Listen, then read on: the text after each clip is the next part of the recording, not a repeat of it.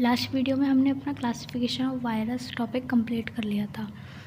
तो आज हम आगे बढ़ते हैं। आज का हमारा टॉपिक है, आज हम पढ़ेंगे रेप्लिकेशन ऑफ वायरस। सबसे पहले हम समझते हैं कि ये रेप्लिकेशन क्या होता है। रेप्लिकेशन ये एक प्रोसेस होती है जो कि वायरस परफॉर्म करता है जब वो होस्ट के अंदर, किसी होस्ट के अंदर जब वो एंट्री लेता है तो उसके बाद वो उसकी मशीनरी को यूज़ करके अपना नंबर मल्टीप्लाई करता है, रिप्रोड्यूस करता है। तो वायरस के रिप्रोडक्शन की प्रोसेस को बोलते हैं हम replication.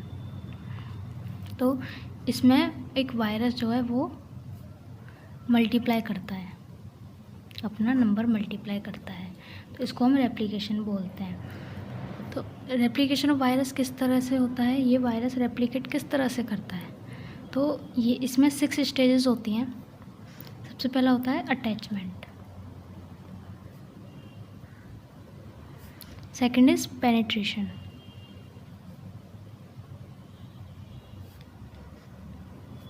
Then uncoating,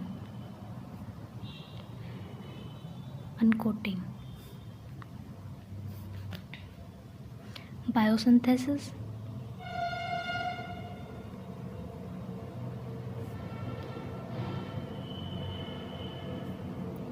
assembly and then release. अभी जानते हैं ये होता क्या है। सबसे पहले अटैचमेंट ये होता है जैसे ये कोई सेल है, होस्ट की सेल है, मान लो ये प्लांट सेल है और ये कोई वायरस है,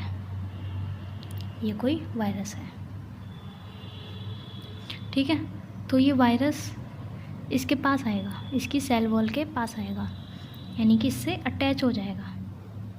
तो जब वायरस इसकी सेल से अटैच होगा तो इसको बोलते हैं हम अटैचमेंट। एंड अटैचमेंट के बाद होता है पेनिट्रेशन यानी कि ये इसको अपने अंदर ले लेता है।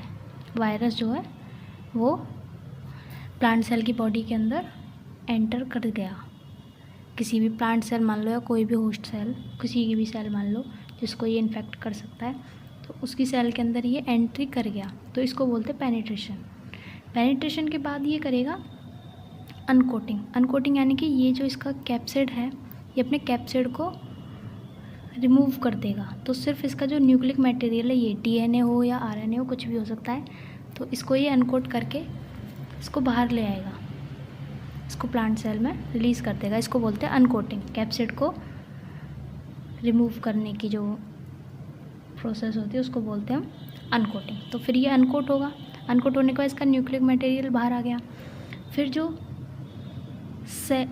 जिस सेल के अंदर ये एंट्री लिया है उसका जो न्यूक्लियस होगा, इसका जो न्यूक्लिक मटेरियल है ये इसके न्यूक्लियस के पास जाएगा, और होस्ट के न्यूक्लियस के अंदर पहले से उसका जेनेटिक मटेरियल होगा, डीएनए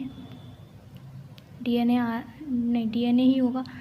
तो न्यूक्लियस के अंदर इसका जो ये है न्यूक्लिक मटेरियल वायरस का, वो इसके न्यूक्लियस के अंदर जाके और इसके डीएनए के साथ कंबाइन हो जाएगा।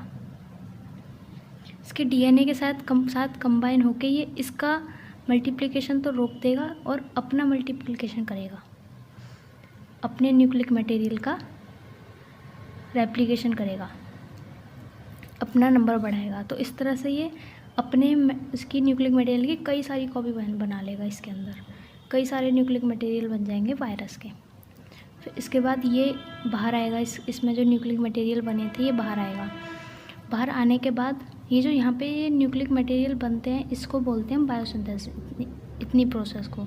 उसके बाद ये सारे जितने भी इसने अपने जेनेटिक मटेरियल बनाए थे ये सब बाहर आ जाएंगे। बाहर आने के बाद इनमें से कुछ तो जाएंगे राइबोसोम्स के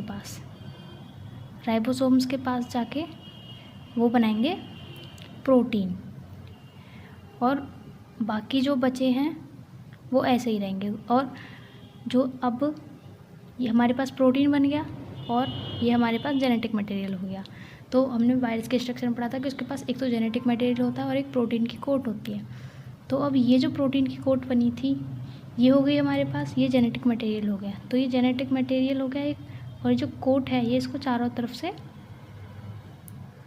ऐसे कवर कर लेगी। तो ये हमारे पास एक मैच्योर वायरस एक और बन जाएगा। इसी तरह से कई सारे प्रोटीन बनेंगे, कई सारे न्यूक्लिक मटेरियल बनेंगे, तो हमारे पास कई सारे वायरस हो जाते हैं सेल के अंदर।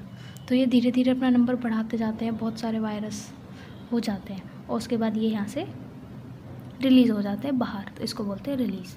ये जो इन दोनों के कंबाइन होने की जो वो थी प्रोसेस थी, इसको बोलते हैं असेंबली। तो इस तरह से सबसे पहले ये यहाँ पे आके अटैच हुआ, उसके बाद पेनिट्रेट अंदर एंट्री ले गया, फिर इसने अपना न्यूक्लिक मटेरियल बाहर निकाला, उसके बाद इसके न्यूक्लियस के अंदर ये एंट्री करा, अपने कई सारी कॉपीज़ बनाई, फिर इसमें से कई सारे जो डीएनए थे वो राइबोसोम के पास जाकर उन्होंने प्रोटीन बनाया, जो कि प्रोटीन कोट बने, और ये जेनेटिक